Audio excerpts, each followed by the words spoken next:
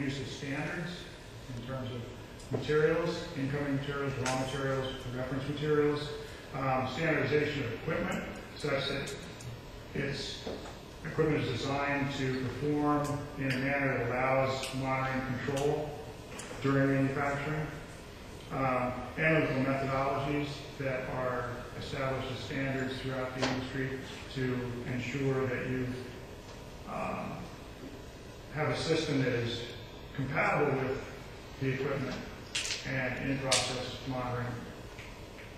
And then mathematical methods that I think will help to allow manufacturers the flexibility to move from one data analysis method to another without going through submission to the agency. If there's a standard in place that says, we're going to use this methodology to analyze a particular attribute of the product, and we're changing over this one, how are you going to compare those two analytical methods and ensure that the product quality assurance is actually higher than or the same as it was with the other method.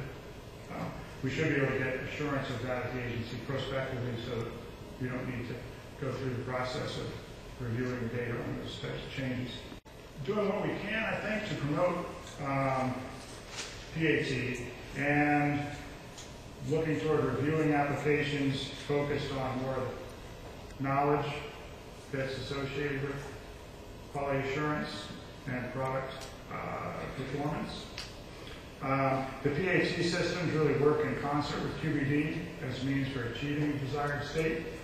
FDA is prepared now to accept applications that incorporate process analytical technologies. Generally, these will be usually original submissions of prior approval supplements, although in some cases we may be able to get CDE applications, or perhaps annual reports in some particular systems. There's support for PAT and review compliance in the field.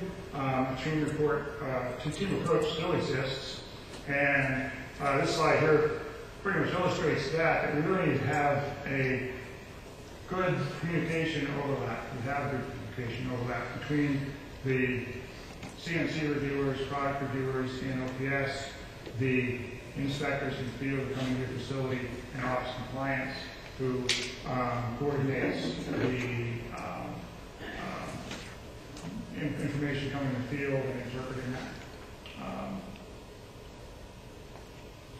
Another area that I think is, so moving forward, listening to the discussion and the talks and speaking with industry, I think everybody understands this makes a lot of sense to have this type of quality assurance.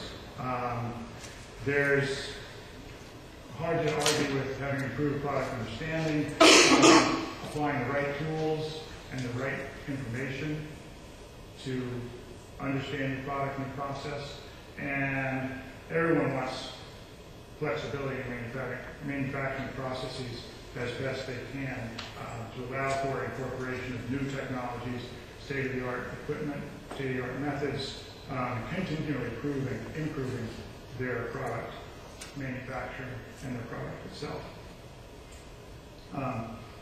Another aspect to consider is that as we move forward, the complexity of products is continuing to increase, and I really believe it's going to continue just to get even more and more complex to the point where with modified release dosage forms, nanotechnology, new biological products coming in that have very targeted applications, combination products that have very targeted components, we're going to be driven more and more toward the need to have the type of control during manufacturing that's necessary. People talk about the electronics industry. That's, I believe, really driven by the fact that there's a solid need for faster processor rates, more memory. It's driving systems into much more high-tech manufacturing methods. When I first got a computer, it was Apple IIe, had all of 100 kilobytes can't even think in kilobytes anymore, can we? 100 kilobytes of memory. And it was running at maybe 1 megahertz, which is just over the last 15 years, we've really come a long way. And I think we're going to see that in pharmaceuticals as well. We have to be prepared for it. There are companies out there who are going to be producing products that have a need for this type of manufacturing. And they're going to do it. They're going to end up with products that are much more efficacious, much more targeted. Pretty much said that bullet point. So in our old guidance, essentially the process validation was defined as documented evidence that the process will consistently produce a product meeting predetermined specifications and quality attributes. That's nice. Sounds good, but it's talking about the future. It says that you're demonstrating that it will consistently produce that. And that's very hard to do in reality because the issues I talked about before, varying inputs, different people working in the manufacturing facility, process, equipment changes, all sorts of things can go awry in that process. So that's where QBD and PAT come into play, I think. Quality by design is really focused on understanding the process and designing that process to consistently produce your product quality and understanding the impacts of the material attributes going into it and the variability that occurs in the process and what impact that's going to have on your final product quality.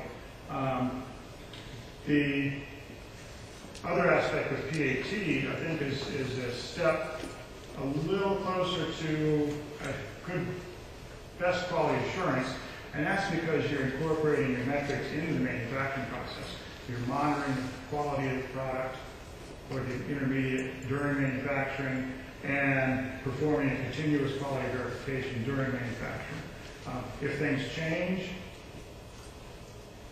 in terms of incoming materials, if equipment changes, you should be, if your control systems are still intact, then you should be able to move forward with extremely high confidence that your product quality at the end is going to be what you want and what it needs to be for performance because you have this in-process control system in place. So the focus, I think, that we're headed is not so much, is a little bit different in terms of process validation and along the lines of continuous quality verification, where you're really establishing evidence of a high degree of assurance that the process is under control while you're running it, and that the product that is being produced with the attributes you expect. So it's essentially, there's almost no chance of failure if you have a system in place with these types of controls. Very few